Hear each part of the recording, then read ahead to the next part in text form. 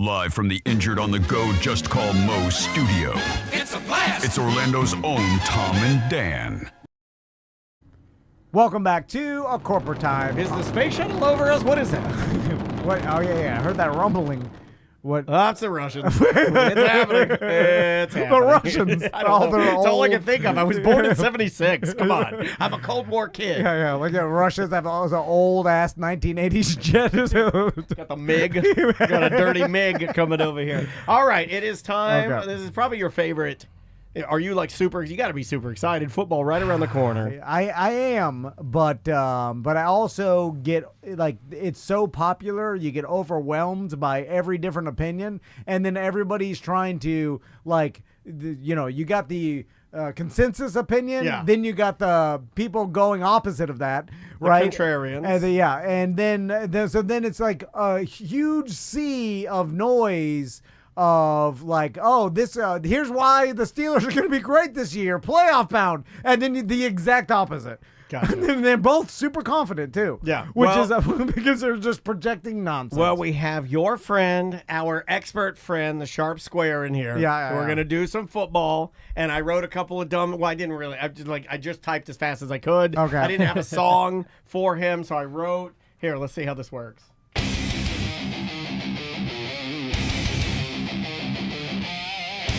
That's pretty good.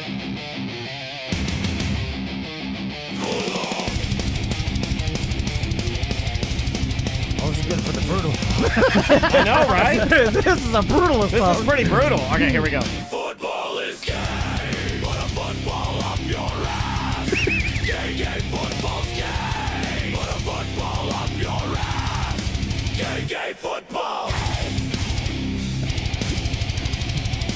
Gay, football. Gay football. It's just some Gay football is brought to you by the Brutalists. Welcome back to the Brutalist Gay Football. Only $3.99 for a year of picks. All right, that's why you got to. Gay football with the Brutalist, and here he is, football's most brutal homo. With the gay guarantee. I don't even know what we're doing here. I'm just screaming.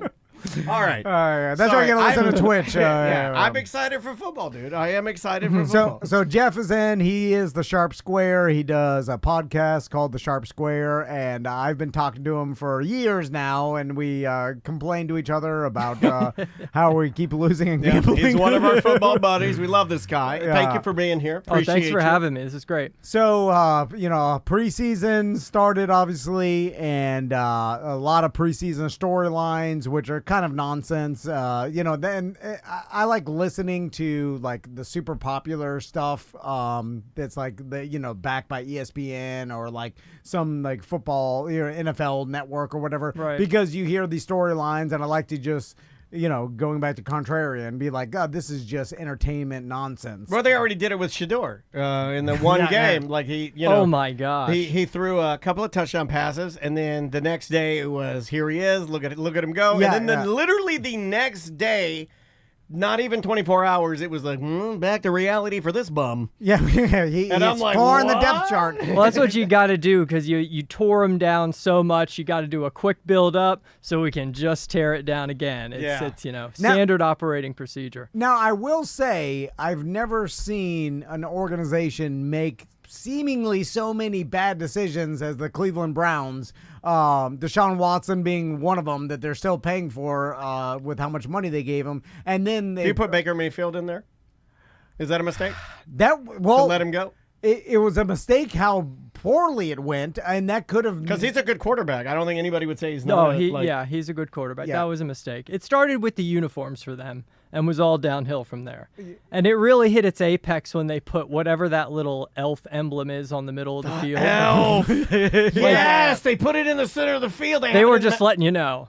In case you didn't know, guys, Brownie the we're elf bad at or this. something. Yeah, is he Brownie the elf? So, and everybody knows they drafted Shedeur Sanders, but they didn't even. That wasn't the first quarterback they drafted. They drafted Dylan Gabriel before they drafted Shedeur Sanders, and then of course now they trot out Shedeur Sanders in a preseason game, and he played well, and so we all watched it, and then everybody's like, oh, look at Shedeur, and like this is his debut, and he threw a touchdown, and he looks good. Yeah, the day before his father's birthday. I thought that was pretty cool. And then they released the QB depth chart again, and he's number 4 behind Dylan Gabriel, who also played and looked like garbage.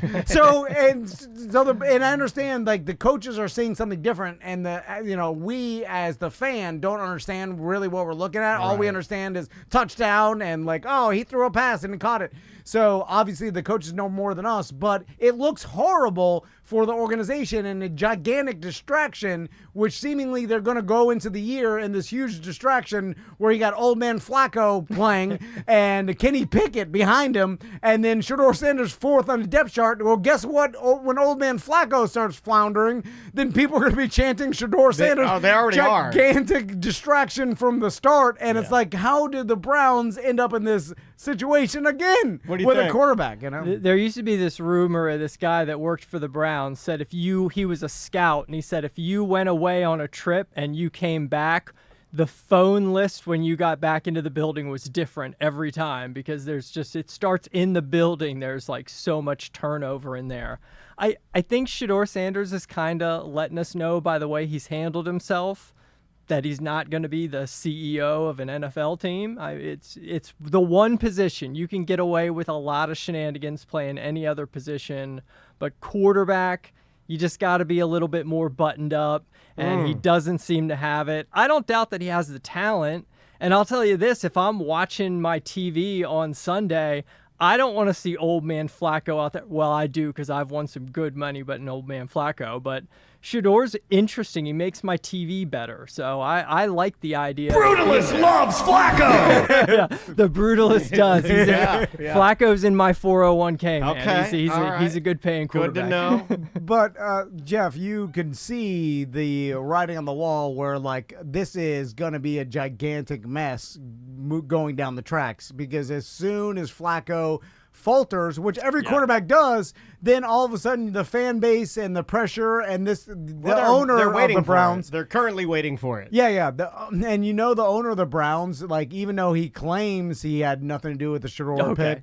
Yeah. So I was like, well, that seems suspicious because you took Dylan Gabriel and then all of a sudden you took Shedeur Sanders later rounds after this, and you wasted a pick on one of them. Wasn't there video of them in the background chatting too before that happened? There's more to that too. Yeah. There's like video from the draft room where they're like, you can see them talking heads back there mumbling something. Yeah, there's two ways to go about drafting and putting together an NFL team. There's team building, and then there's talent acquisition. And talent acquisition guys just want to collect names. They're not seeing how everything is cohesive and goes together. And that's clearly the Browns are trying, at least Stefanski and the coaches and everybody are trying to build a team. And then the owner came in there and just said, I can't pass up on this talent. It's too cheap at this point, which I would agree. I don't know if Shedeur Sanders is going to work, but after the guy dropped to like the second or third round, it's essentially a free gamble. You might as well take it. So I don't fault anybody for taking him, but get him out of there the second you know it's not going to work. Because like you said, Tom, it's going to be a distraction. Yeah, and then so now they're stuck now because he played well. Like if he would have got Dion on the sidelines with his Mr. Crab feet because he ain't got feet. Oh, poor Dion.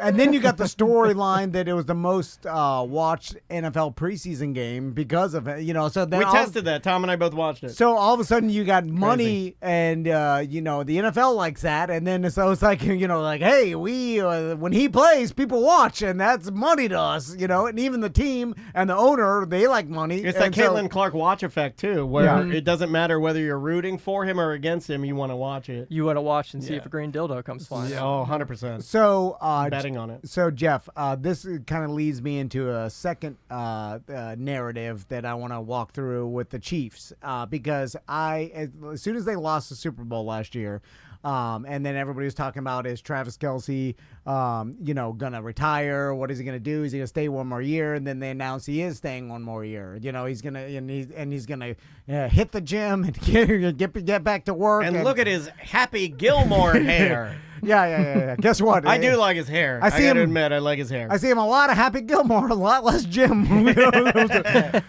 they had a Jim on the set of Happy Gilmore. So- That's how much he knows. So here's what I'm thinking about the situation. So I'm like, this is interesting because the Chiefs are in a situation where they can't get rid of this guy even if they wanted to, because he's too popular, right? And he's too important to the team, to the owners of the Chiefs, to the NFL, just playing in the league. Like, and when you have that kind of pressure, you get away from the a meritocracy that football is supposed to be, which is only talent based. And old popular players, one misstep, you're out of here. And they do it all the time, right? Like, this is what, like, they'll take a player that even played pretty well and is like beloved by the team, and they're like, oh, you got a little out of here. Matt Ryan. That's the Matt Ryan.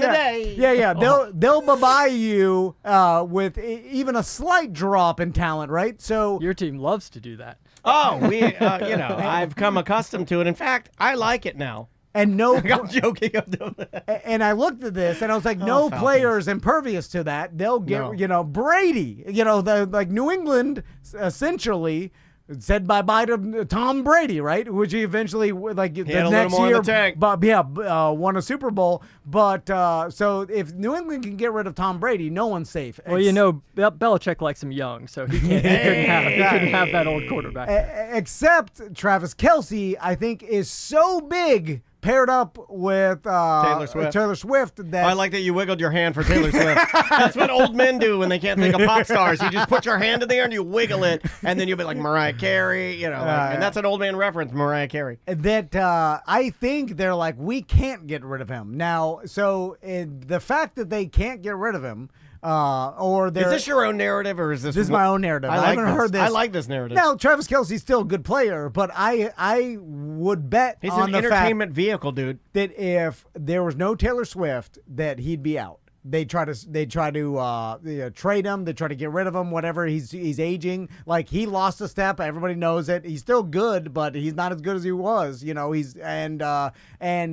they have to keep them.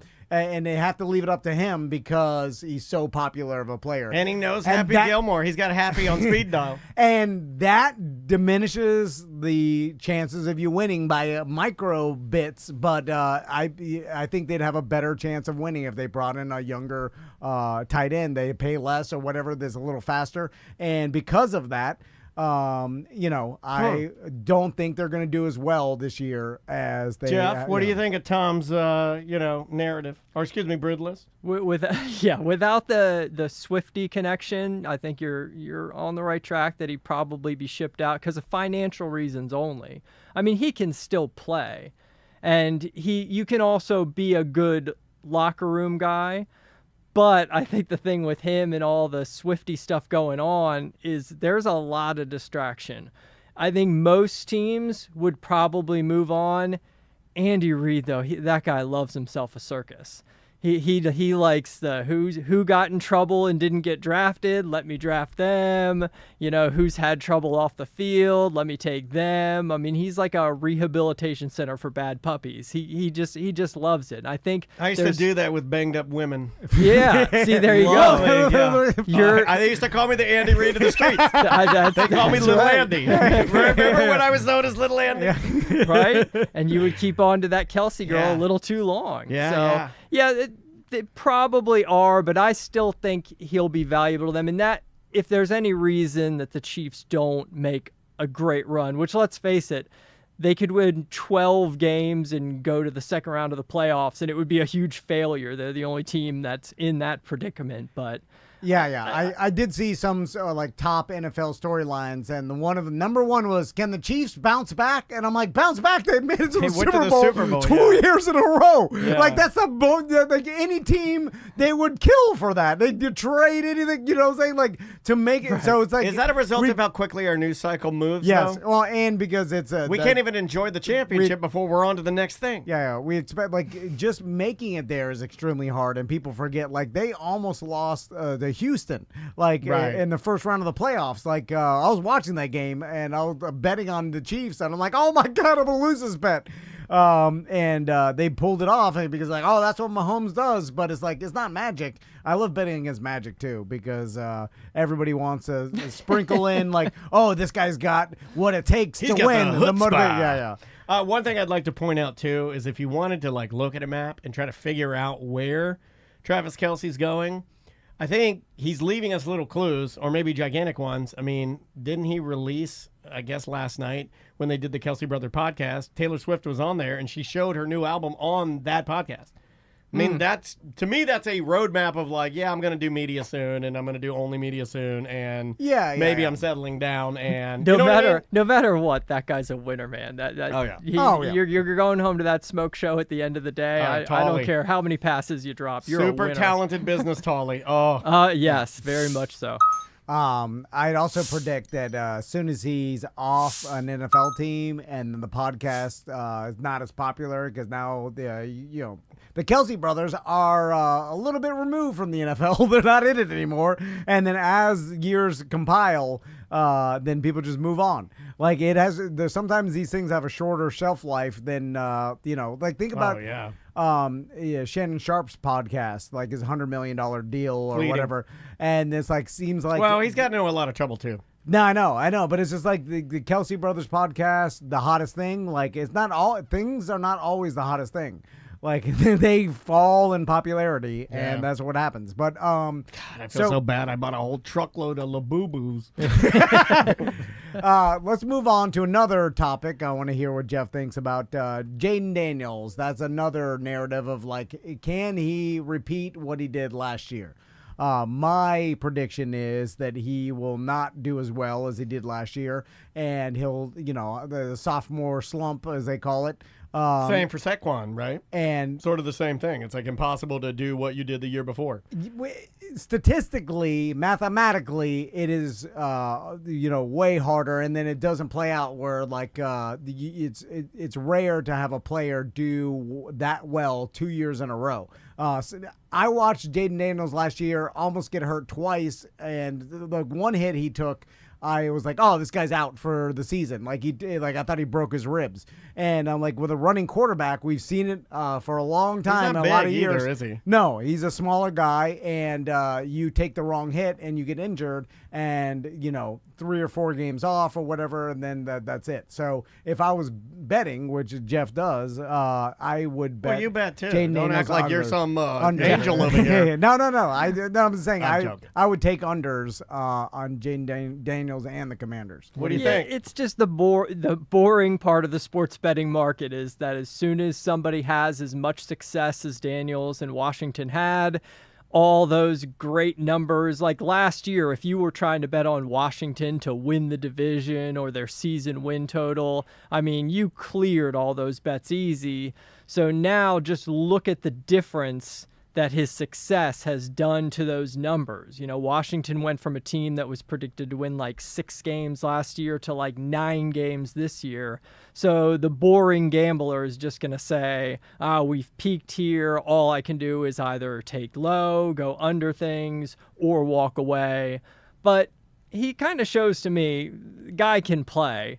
There's no doubt about it. And even C.J. Stroud over in Houston, he went through that little sophomore slump, but by the end of the year, he was playing really well again. So some of these slumps and some of these downgrades, the cycle moves so fast that could be like a month or 2 where he's not playing well. Yeah, and he's on a good team with a good coach. And I mean, if you've got it nowadays, because the NFL is so set up for success for these quarterbacks with the way that the rules are and the protections for them and how much caters to the offense. So you're probably not going to get a lot of value betting on the unders, but you got to keep in mind that people like me and Tom that are just playing the math, so many people are going to start pounding the unders on these teams that what can happen with a guy like Daniels or a team like Washington is if they have a little bit of struggle early on, say they lose their first couple games, all their numbers will tank down, and then you can come back in optimistically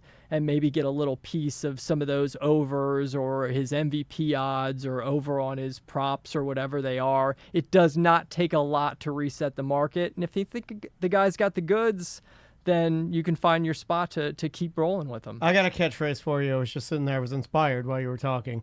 Your new catchphrase will be like, If you're not gambling with the Brutalist, you're just jerking numbers. Okay, I right? like that. You can say that. I think you can say that. Just jerking numbers. So, Jeff, is there anything particular you want to talk about? Because I could go through teams. I want to mention Talk the about Bears. Aaron Rodgers. You don't want to talk about Aaron Rodgers? Yeah, the Steelers. I will. Don't we need a prediction Well, there? We need- Aaron Rodgers is a good little segue there, because I don't know who it was. It might have been Cabin Boy, but you were talking to somebody where you do a bet where you take the Dolphins and they take the Steelers. Yeah, that and we he did it and last he year. didn't want to take it.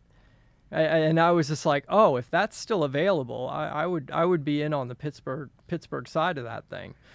Now, I wanted to run a bet that I had placed by you because Too late now. You already placed it. I found for the Pittsburgh Steelers to have the worst record in the NFL at like plus 800 or 1200 or something like that. It was like really high odds. And I'm like, I put a little action on that because Would you like some more? here's the thing. All it takes is for old man Rodgers to get hurt, and then they're done. right. You know, like Right. with the You'll Duck never Hodges. you'll never learn with Pittsburgh, will you? You'll never learn. Duck Hodges comes in, they'll win 9 games. I think it once. Pittsburgh is your nemesis, right? Do we want to talk about that a little Well, bit? it's because They of what burn you happened a last lot. year. Yeah. Pittsburgh's his nemesis because the math tells you they should be worse than they are every year, but then they're not. Because Well, now, what do you attribute that to? Because he can't narrow it down, and it's gonna drive him nuts. this is good because when he gets the vein on the left side, that's Pittsburgh. now he's going to ignore all this and take nothing from it. Maybe but not. That's I- very horrible of you to say. He's I right here. could. He's right in front of you, Jeff. I've already ignored it. yeah, he's Oh, already wait, he's going to the bathroom. Okay, you go ahead, Yeah. Jeff. you are just too much of a. This is going to happen 100%. There's just That was like a perfect impression. I thought that was you for a second. there's check the no camera. way. There's no way it could happen any other way. That's pretty good. That's pretty good. When you live worshiping at the altar of math and statistics, you just can't put your finger on these kind of qualitative things that make teams good. And as there's no algorithm for good coaching. Guys that can get guys to run through a wall, guys that can get their players to outperform. But they can what is that? I'm remotivate going to ask them. the question for Tom. Because what is that thing? Is it just... Yeah, You watch enough of it, you just know the coaches who have it. Think about the NFL. So You've Andy got Reid is one of those guys. Tomlin is one of those guys. Give For me another sure. one. Give me another one. Mike Vrabel's Yeah, one of those Vrabel's guys. one of those guys. Yeah. And then there's the guys. The bad tooth, Detroit. Old Campbell? Brown- yeah, Dan Campbell. Is he one of those guys? He Yeah. would definitely be Yeah, one of 'cause those Bite their guys. knees. Yeah. He's like you say, bite their knees because your teeth look like wood. Yeah. The raw guys. The problem with that, Jeff, is, and I don't understand when I understand. that narrative gets out. It's like, oh, these guys can get their players to run through a wall for them. They can motivate them. I'm like, aren't they motivated by the millions Yeah, of dollars? $14 they make? million bonus and they're guaranteed motivated money. by the fact that if they have bad plays, not only do they get scrutinized publicly all across the world, but also it affects their money that they're making, Good, which is yeah. only thing I think they care about. Which I'm pretty sure if you ask every NFL player, the only thing they do care about is their money, because they realize that it is, again, a meritocracy, and then if they start playing poorly, they're out, and it affects their bottom line, and it affects their family's money. And so essentially they're playing for the money, the most amount of money for the family, and that feels to me a great enough motivation to play 100% as hard as you can every play, and you don't need some coach telling you.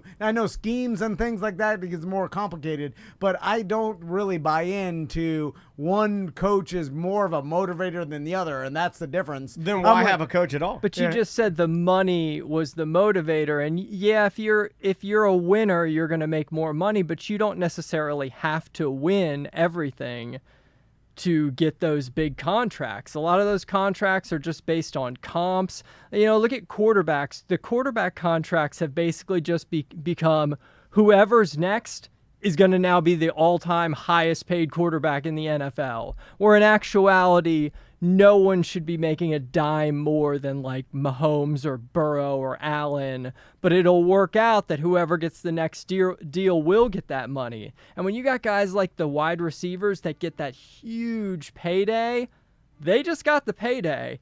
It doesn't really matter now what they do on the field. I think everybody wants to win. Not everyone is phoning it in, but one of the things people have to keep in mind, and this goes all the way up to ownership, winning it all is not everyone's goal. This is a business for the owners. It's a business for the GMs, for the coaches. They just want to stay employable. And for a lot of the players, they just want to get the check. And then nowadays, everybody's concerned about their brand and all these other things. Yeah, it's bigger than that. I mean, and that's the thing where you say that I can't believe that there's any player that's not trying 100% because it's so advantageous. Like, every single play is scrutinized by everybody's cell phone. Like if you... Yeah, but every player isn't playing the 100%. So you're talking yourself out of your own argument, aren't you? Like, when you look at a game that not all of it would be an impossibility for every single player out there to be giving it their 100%. You're using your lens to grade that. I think that how could they not be? Because they already got the money. Do you hear what he's saying? Well, maybe they think they are, though. There's a lot of guys. You got to consider, we can't relate to this, but you're 22 years old. You're a multimillionaire. Oh, I feel like Ever that. since you were in Pee Wee League football, everybody's been telling you you're the greatest, you're wonderful, oh my gosh, you're so good, you got such a great future. By the time you make it to the NFL, you've made it. Who's going to tell me what to do? What are you going to tell me, dumb old man, to some of these coaches? What delusional. Did you see his eyes light up when he said that? What is some guy who played back in the 1980s going to teach me that I don't already know? You'd be surprised the amount of ego, and there's certain guys that just can't get through, and then there's other guys that just earn the respect when they walk in the building. Christine and get wants to people pile playing. on to what you're saying a little bit. She's like, everybody's 100% is different. Like, my 100% would be different than yours, than mine. Like, everybody's, like, whatever you're giving 100%, I mean, what does that even mean? You're capable of less, capable of more. Who knows? And maybe there is some sort of something I can't quantify that would cause a person that thought they were giving 100% and then some coach like Tomlin to motivate them to give that extra 10% they didn't even know they had, and then that's what I'm not seeing. I'm just like, why? It's like it's hard for me to go along with your what contract depends on this. So it's hard for me to go along with what you're saying, and like I'm looking at me. I'll look at me. If I have the money in hand, like if you were giving me $100,000 to do some sort of task, if I have the money in my bank account and you prepaid for it, I am going to address it more lazily than if I'm working and then I deliver it and then you pay me. It is going to be different. Yeah. So if I get an I almost cursed. If I get an S ton of money up front and it's guaranteed to me, I might have a little less of that dog in me. I used to do sales. I was a hot tub salesman. And our boss, if we had a killer month in the store, he would always throw his hands up. He's like, well, next month's going to be terrible. And we're like, why is that? He's like, because y'all are fat and happy right now. Y'all just got paid. You're not going to be working as hard to make the sales. Sitting in your hot tub. Now, the brutalist can move some tubs. The brutalist can See, move the brutalist some over here is a tub mover. The rest of you, a bunch of maggots. The brutalist can get the turquoise buy-in. But sometimes I think, because, I had such a good month the prior month, what I'm doing is working. But in actuality, maybe I am phoning it in a little bit more because I've got that security behind me of the fat paycheck. Okay, let's take a quick break. And when we come back, I want to talk about the Bears a little bit, the Cowboys, the 49ers, and I know... And the rest of the league. I know that Jeff wants to talk about some bets. Well, yeah, we'll finish out with some bets. Yeah, we'll take a quick break, and we'll be back with more A Corporate Time. Welcome back to A Corporate Time. We've got Jeff here from the Sharp Square. We're The Brutalist. calling the Brutalist because he looks like Adrian Brody.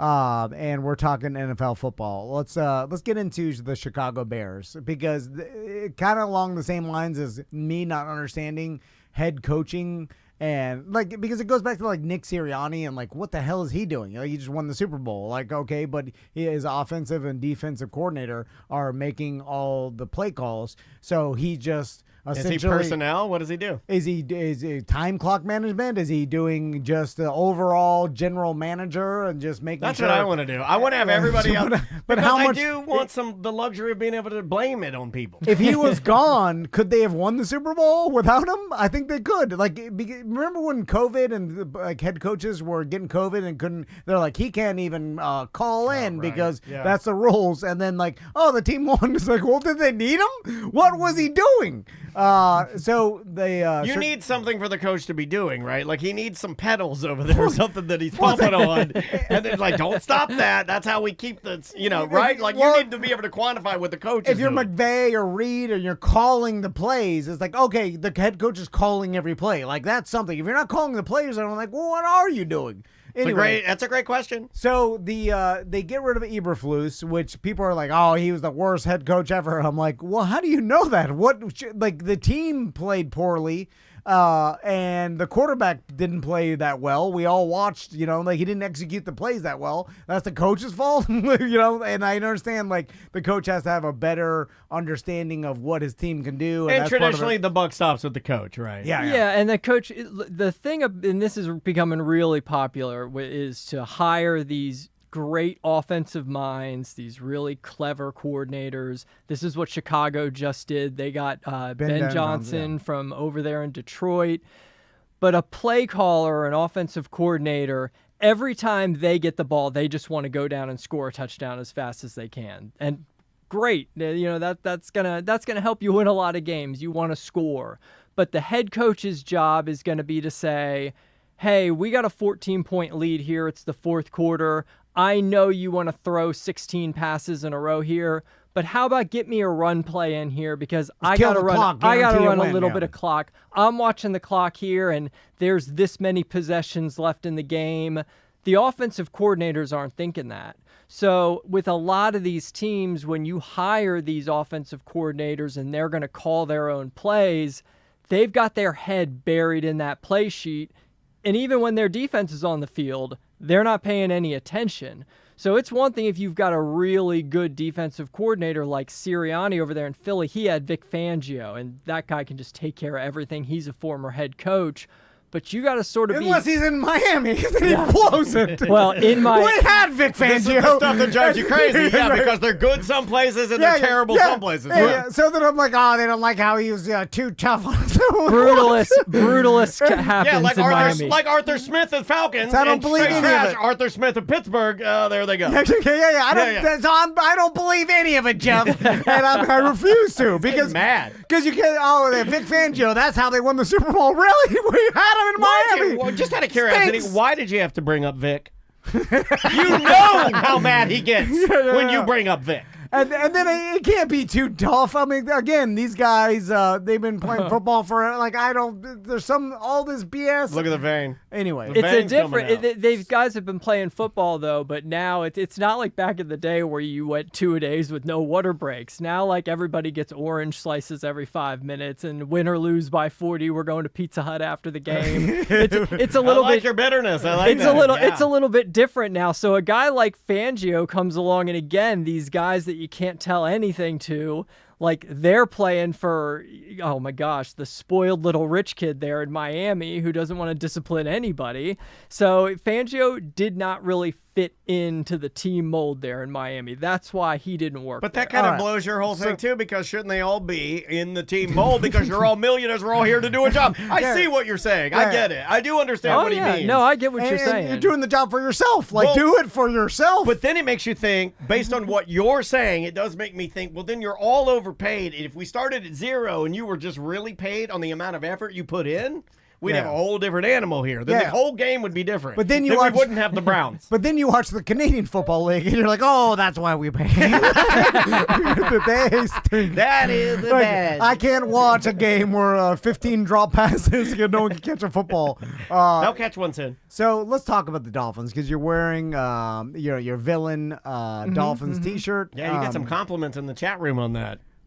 So the Miami Dolphins. Now I've listened to both sides of these podcasts out there where people are like, "Oh, I do not have a good feeling about the Dolphins this He's year." listened to both sides, and now you're gonna get the real. And now he's going to tell you which one is completely wrong. 100. And here comes 100% Tom and the Brutalist. And here's the thing: I feel even kind of embarrassed talking about the NFL because I With don't know. Casual Fan Dan. That's me. Yeah, If we yeah. were doing a show, I'm Cash Fan Dan. And all of this is nonsense because it's all speculation, which is nothing. Like he's like, okay, you speculate based on what? A bunch of nonsense. It's like that's what we're all doing. But Speculation is the brutalist business. yeah, but I that's like that. but that's what Write that down. we all like sports because it's a soap opera and we're predicting and we think we're trying to predict what we think the outcome is going to be. But the Dolphins, all right. So tell me how the Miami Dolphins are going to be bad this year when I'm looking at the team and I understand there's been some the moves and our defense isn't as good. We got Chop Robinson who's decent and we picked up some defensive players on this year's draft, but we still got Tyreek Hill. We got Waddle. Yeah, what's the status of Tyreek? Is he happy, unhappy? Is he going to run fast? What's he doing? We've got a tight end. Right, isn't he like a little bit of a diva, right? Like sometimes he's going to want to run real fast, and sometimes he's like, I don't know if I want to play here anymore. We want everybody to always play to the top of their Madden rating. It's just not the reality of human nature. So, Yeah. he's definitely one of those guys. And we got Tua, who seemingly they were just trying to get the ball out of his hands as fast as possible so he doesn't get hit and crinkle fingers again. But if this is going to be his last year, I say you got to put your brain on the line, Tua. yeah. I So- say you take every hit and you go for it, and if you go flatline, the Dolphins fans will take care of you. We'll take care of you. So tell me this, brutalist. So I'm sitting here and I'm like, all right, Mike McDaniel, he hears all the rumors flying around, like he doesn't do well this year. Like people are Hasn't like, he lost the locker room, though? And I know you hate that. Haven't yeah. they said that they hate him because he's a nerd So and he er- wears his gold rimmed glasses? which I called, by the way, and everybody's like, oh no, the NFL's all about young coaches now. Everybody loves coaches because I called him a nerd. I said no one's going to respect him, and everybody's like, no, every coach is Yeah. young now. That's what they like. And guess what? I was right. They did. They pooped in a sandwich. But 100%. So, but I'm looking at it and I'm like, all right, they still have good players on offense, although we just lost a running back. Madison got out for the season now, so we got. What, during just scrimmages? Yeah, we got preseason, and I think it was practice. But Alexander Madison, we drafted as a running back depth, and we had that young rookie from last year that I drafted on fantasy, did nothing, stinks because I thought he was another H-N. And Yeah, keep in mind, folks, he loves gambling. He loves football. but I'm looking, I'm like, the offense still good. I mean, Tua's a decent quarterback. Like, why can't we win in the AFC East? Play Justin Fields and the Jets, and I know Drake May is better in the NFL, but then he played well last year. But it's still the Patriots. They got a new coach. It takes some time. What do you think? Why can't they be good? Miami always runs into those hard to see factors. They run into injuries all the time. And back to these kind of clever coaches, you come into the season, you got your fresh notebook with all your new innovative plays. You're like the Fonz there and the Water Boy. You got your notebook with all your special plays nobody's ever seen before. But then after a while, teams start to figure you out. Everything becomes less clever.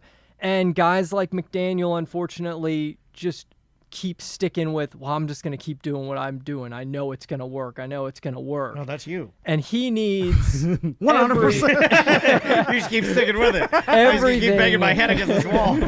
everything I'm there in shoveling Miami. coal. The Titanic is already underwater. Yeah, the coal Good is thing I got wet. that. Good thing I got this air pocket. We'll make it to the I'm surface. like, Coal's water's wet. coming through the chimney. Just keep shoveling, boss. Keep shoveling. Everything has to go right for Miami, and it's just hard to sustain that. But this is the great thing about betting on football. I don't really. I mean, it'd be great if Miami could win a bunch of games, make a playoff run, but I'll look to bet Miami early in the year when all that offense is fresh, when everybody's healthy, when there's no crinkle figures, Tua's hips are in socket. Sorry, Dan. And No, you're everything fine. is You're flowing fine. well. Plus, people come down, they're playing in that heat in Miami. Everything goes Miami's way early, and they get our hopes up. And then the second one piece goes, it's just one of those things that it can't sustain unless everything is firing on all cylinders. So you bet Miami earlier in the year, and then when you start to see that slide, you start going the other way. Here's the thing. They took the damn heat advantage away. I already been looking at it, and there is no heat game in Miami that I found on the schedule. They're all playing night games in Miami, and then later on in the... Like, Was that deliberate because of the heat? I don't know, but that was Probably. fun. That was a fun part of gambling is the heat games. Yeah, You're like, it's look like- how hot they are. They're sweating. Well, it's like high elevation games or for baseball, for football. And or- Denver, yeah. Yeah. And although a lot of that has been taken away because, like, as soon as They're taking everything away from us. Yeah. What do you say about that, brutalist? and it's like with technology and stuff, and they have like gigantic air conditioners on the on the field and stuff. Even though They have air conditioners on the field now? Oh yeah, but they've had fans but they have like cooling systems and like it's a lot less brutal. Hey, look than at it this used to guy. be. I know brutal, and it's still brutal under the right conditions because you got to remember with the new collective bargaining agreement, these guys they play into shape a little bit. That not everybody comes into week one absolutely ready to play. And you see, if you get one of those 1:00 games in Miami, or if you have a game in Denver earlier in the season with that altitude, it is still a factor. You could make an argument that so many people know about it that it gets worked into the number nowadays. But, man, I remember a couple years ago, Josh Allen down there in Miami on a Sunday afternoon game. I mean, he was literally crying on the sidelines because he was cramping up so bad. We live here. We know it. There's nothing that compares to this humidity, whether it's 1 in the afternoon or 8 o'clock at night. It is a factor. And here's the thing, bet second half because the defense starts feeling it the second half, like late third quarter, fourth quarter. Like that's when it starts affecting these guys. Kind of like me yeah. in the second half at a mall trip. Yeah, It's like after Chick-fil-A. The second half, I'm like, oh, my God, I can barely make it. Any other thing you want to talk about? Let's say, gambling. We got the Hard Rock app here. Yep. I still tell everybody, like, get the Hard Rock app, get Bovada. What are you guys get both using? What? What app? Bovada, Hard Rock, what other Here ones? comes a list. Oh, yeah. I mean, I'll give you all my. Because somebody book. on YouTube, our good friend Karen on YouTube, said that the FBI is cracking down on offshore accounts or something. And I They've was like, been cracking down on Yeah. offshore since the Clinton administration. Oh, I like that. It's Oh, fine. Brutalist flies it right in the FBI's face. I like that. I use Balls, man. of course, the Hard Rock app. I've got 2 regular. I call they're PPH accounts, but they're basically bookies. You got like, bookies. Got online bookies. like a bookies Nice. with a website. And then I use Bet Online, MyBookie, XBet. And then a bunch of PPH accounts. Those PPH accounts, they have the best odds. Like you get a bookie with a website. Dude, I got a website. How many other people are on that website? I don't know. I have no idea. So it's like an anonymous thing almost. Basically, how it works Is he setting the line himself? No, the website does. So essentially, he pays someone to be like and then he gets accounts like me and a bunch of other people. He's in charge of collecting it, but the website sets all the lines and it goes with the market. But I got one PBH account that I get teasers minus 110 teasers. Which is crazy. Oh, yeah. And it's the only account that I'm up, and I'm waiting for them to cut me off because I'm like $270 up, and I haven't been pounding it crazy because I'm like, as soon as I start pounding all these teasers, I love the language, and it feels so nefarious. It's like right under ordering a hooker. I feel like it's having a bookie. Yeah. Right? Like I feel like it's right above Hooker. And that's the difference. It's Just like, as dirty. it's like just Addicting. the price is what matters. And no, everybody thinks they can predict the outcome. Like, oh, this is what's going to happen. You cannot predict the outcome. You place your bet on the price they're giving it to you. You know, The the brutalists will predict the outcome. Yeah, I like that. Yeah. But anyway, we did all this before. But any other bets that you like this year? I always, the thing about how you're absolutely right. You should have as many outs as they call them as you can, as many different betting websites. But I always know that realistically, the kind of gamblers we're talking to, you know, you might not be able to have enough money to keep all those accounts filled. Because the worst thing that can happen is you have 10 different books and then you find on one of them the best line you've ever seen and you want to bet as heavy as you can on it. I got $17 in that account. You know, so you want to have as many books as you can, but not so many that they can't be flush with the amount of cash you want to have in case something comes along that you can't resist and you want to bet big on it. Because I do think people get a little bit scared to bet big sometimes, and you shouldn't bet big all the time, and you definitely shouldn't be chasing and things like that. But every once in a while, if you feel really good about something, you're never going to be able to test your own system and your own skill unless you actually pull the trigger and bet on. Because I know you've been here, Tom, where you bet on a game and you win and everything comes to fruition just like you thought it would. And instead of being happy and doing the old Barry Horowitz and slapping yourself on the back, you're just like, God, why didn't I bet more? I knew it. I was 100%. It is one of the things I bring up to you. Is I was like, it doesn't seem to bring you a lot of enjoyment. I guess it's in there somewhere. I mean, 100% joy. no yeah. joy. The chat room even said it. Our buddy says this sounds like a ton of work for something that's supposed to be an enjoyable hobby. Well, you know, that is kind of the podcast that I do. There's 1,000 podcasts out there that are going to go over all the stats, go over all the numbers, try to tell you about finding this microscopic edge. And then at the end of the day, if you're lucky, you might make $40 on the year. I'm trying to just give people a little bit more from my stance, a little less numbers, a little more narrative, a little more theme. Look at that season of the NFL like a season of reality and TV. It ebbs and flows. People go through struggles. People run hot. And you, as someone who's consuming the product anyway, just start to bet those opinions. And as much as you want to take a little bit of that sharp advice and pay attention to numbers and getting the best price, don't let it over consume you to the point where you can't have any fun with it. And also, like, you want to test a system.